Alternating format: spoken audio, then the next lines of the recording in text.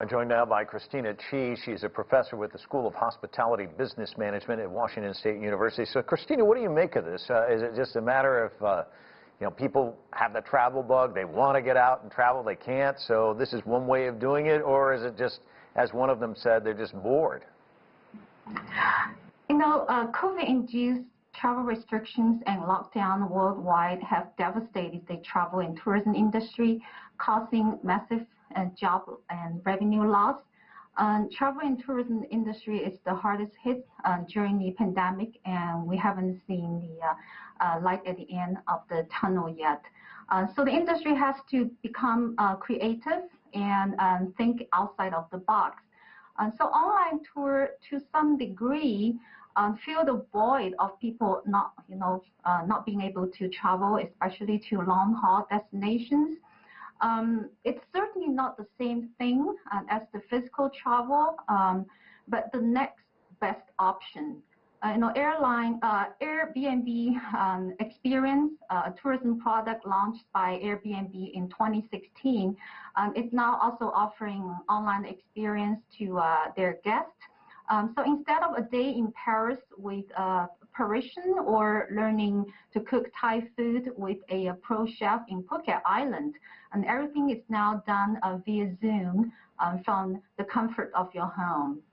Do you see growth potential here, as long as we're stuck at home? I think, it probably will still exist as, as a niche in the travel market after the pandemic, but it's not going to replace the traditional travel and become a mainstay. Tourism is a highly involved, multi-sensory experience. It's not just about seeing and hearing, also, smelling, tasting, and touching. So the latter three cannot be recreated by an online tour. And for at least, current technology is not there yet.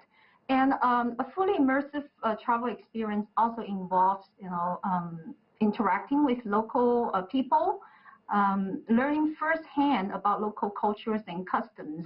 And again, that's not something online tour can offer. That's why I said that it cannot replace the actual travel. Having said that, an online tour can be used for advertising purpose. It can be a promotional tool to stimulate the potential travelers' interest. And it also fulfills the needs of a certain market segments. For example, individuals with physical disabilities or people who currently don't have the financial means to do a long-haul travel.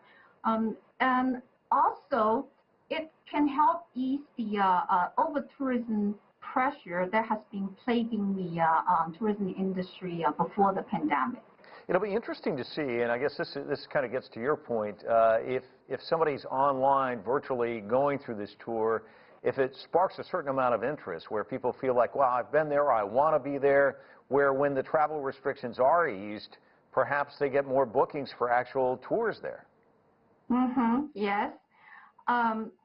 So to make the online, tour more, engaging, I think right now there are, for example, like virtual reality technology, which offers more immersive experience compared to the traditional media. So if that can be incorporated into online tour, that will certainly enhance the customer's experience, and hopefully that will make them more likely to convert them into future travelers. Yeah. But what's more important is to personalize the experience. Today's customers, they are looking for unique experience, looking for custom, tailor-made services. They're not interested in cookie-cutter programs and products. So you need to make it two-way, interactive, and just putting a video online is not going to cut it. Without engaging the customers, not going to cut it. Yeah, really good point. Christina Chi, thanks so much for your insights. Thank you for having me.